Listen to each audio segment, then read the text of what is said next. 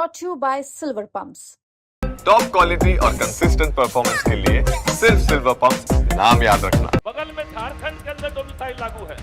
पश्चिम बंगाल, उड़ीसा, उत्तर प्रदेश, हरियाणा, हिमाचल प्रदेश, तमिलनाडु, महाराष्ट्र, मध्य प्रदेश, इतने राज्यों के अंदर जब डोमिसाइल लागू है तो बिहार के अंदर बिहार के युवाओं के रोजगार की संभावनाओं को बचाने के लिए यहाँ डोमिसाइल लागू क्यों? ये हमने सरकार से विधानसभा के अंदर लिखित में सवाल पूछा, सवाल को कर दिया गया। तो आप बिहार के युवाओं के साथ ऐसा कब तक इंसाफ करेंगे? इसीलिए हम मांग कर रहे हैं, अभी जो TRE 4 की परीक्षा होनी है उसमें डोमिसाइल सरकार लागू करे। माननीय उपाध्यक्ष महोदय, आज शिक्षा पर चर्चा हो रही है और सरकार ये दावा कर रही है कि हम 19% बजट का एजुकेशन के ऊपर खर्च कर रहे हैं। बाहर से सुनने में लगता है कि बहुत बड़ी रकम है, लेकिन ये प्रति व्यक्ति अगर खर्च के लिहाज से देखा जाए तो ये देश में सबसे निचले पायदान में से एक है जो बिहार में शिक्षा पर खर्च हो रहा है। सरकार ने हाल में कास्ट सर्वे का रिपोर्ट लाया था और उसमें एक बात हमने देखा कि 31% बच्चे जो +2 की पढ़ाई पूरी कर लेते हैं उन्हें डिग्री कॉलेज में जगह नहीं मिल रही, क्योंकि 20 साल से ये सरकार जो चल रही है एनडीए की, 20 साल से इन्होंने एक नीति बना के रखी थी कि अगर अनुमंडल में कोई डिग्री कॉलेज होगा तो हम और नहीं खोलेंगे। इसी सदन में हमने पालीगंज में डिग्री कॉलेज की मांग की थी, सरकार ने कहा कि अनुमंडल में एक है तो दूसरा नहीं खोलेंगे। अच्छी बात है कि इस बार सरकार ने कहा है कि ब्लॉक लेवल पे हम खोलेंगे। हम इस बात का इंतजार करते हैं कि पूरे बिहार के अंदर सभी प्रखंडों में डिग्री कॉलेज कब खुले। महोदय, बिहार की शिक्षा व्यवस्था नीचे से लेकर के ऊपर तक सड़ी हुई शिक्षा व्यवस्था है।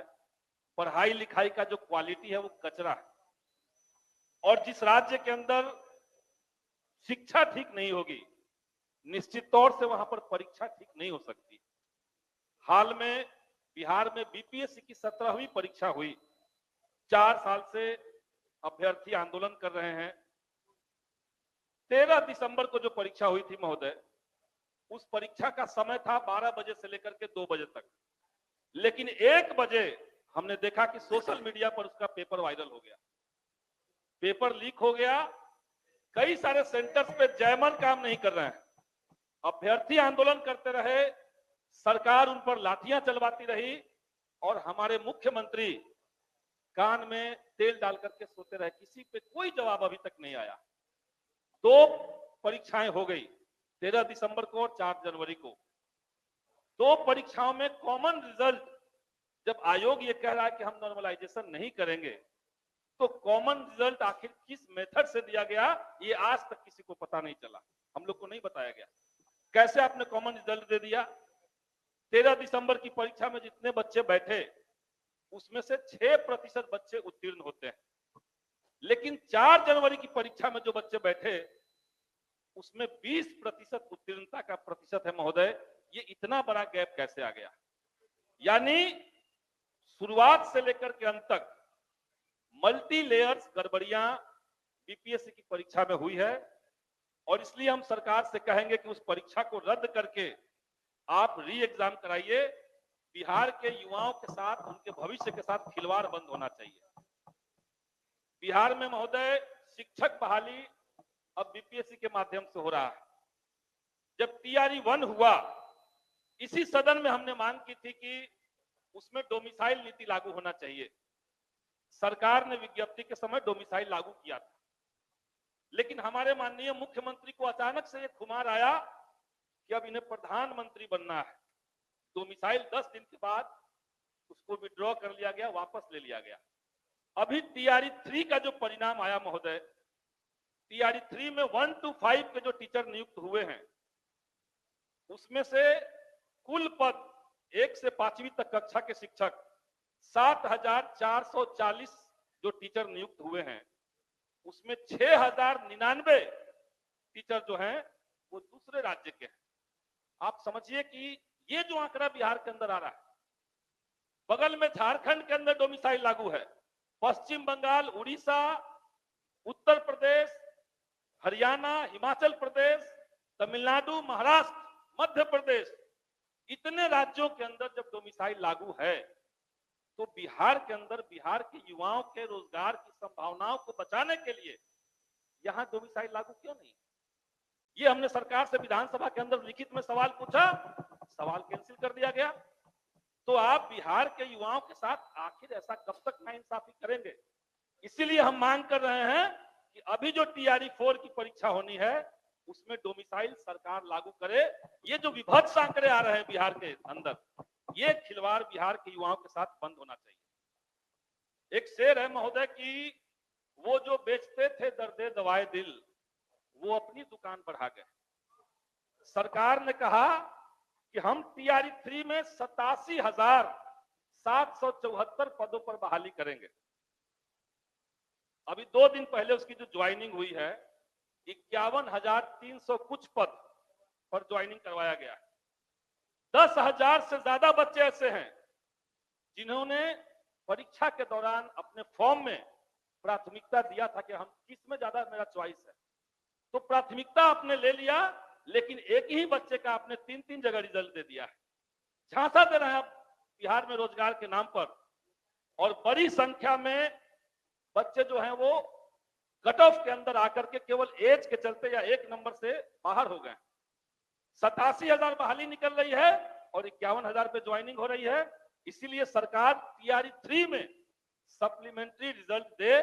बीपीएससी ने लेटर जारी करके कहा है कि अगर शिक्षा विभाग उन्हें कहता है कि सप्लीमेंट्री रिजल्ट इतना दिया जा सकता है तो हम देने के लिए तैयार हैं। शिक्षा विभाग कह रहा है बच्चे मिनिमम क्वालिफाइंग मार्क्स ला चुके हैं, क्यों उनको अब बाहर रख रहे हैं? तो सरकार टीआरई 3 में बच्चों के साथ न्याय करे। लाइब्रेरियन की बहाली महोदय, शिक्षा की बात हो रही है और लाइब्रेरियन की बात कभी नहीं हो रही है। 2008 के बाद से 2025 चल रहा है, 2500 बार सरकार ने कहा कि हम उसके लिए नियमावली बना रहे हैं, विज्ञप्ति आने जा रहा है, हम कुछ तरीका निकाल रहे हैं, और उतने साल से लाइब्रेरियन की बहाली महोदय नहीं हुई है। बिहार के अंदर लाइब्रेरियन की बहाली, भ्रष्टाचार बिहार के विश्वविद्यालयों का बड़ा प्रमुख सवाल है महोदय।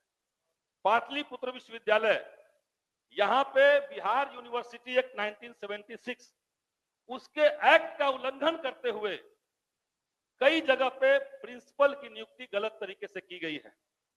मालतीधारी college Naubatpur, Ramkrishna Dwarika college Patna, BD college Patna, सरकार का एक्ट कहता है कि उसी कॉलेज का जो सीनियर एसोसिएट प्रोफेसर होंगे, अगर यूजी की पढ़ाई हो रही है तो सीनियर एसोसिएट प्रोफेसर वहां के प्रभारी प्रिंसिपल बन सकते हैं। लेकिन पैसा के खेल से एक ही कॉलेज से निकाल करके पैसा तसीलते हुए सारे कॉलेज में इस तरह के प्रिंसिपल बना दिए गए हैं, और गलत प्रिंसिपल एक बार बन जा रहे हैं। गलत व्यक्ति को अगर आप प्रिंसिपल बना देते हैं तो उस कॉलेज में लूटपाट शुरू हो जा रही है। अभी बिहार के अंदर बाकी विश्वविद्यालयों में ठीक हो चुका है, लेकिन पाटलिपुत्र विश्वविद्यालय में बड़े पैमाने पर इस तरह की धांधली हो रही है महोदय।